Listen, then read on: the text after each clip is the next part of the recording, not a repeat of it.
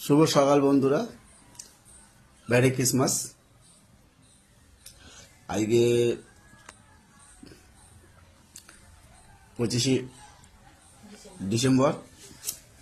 বাড়িতে আজকে কেক বানিয়েছে। কেকটা কেমন হয়েছে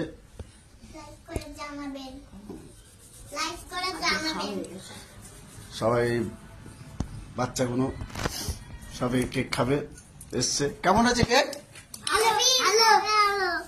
হ্যাঁ হ্যাঁ, কেক বানিয়েছে। কেক বানিয়েছে এই যে সোমা।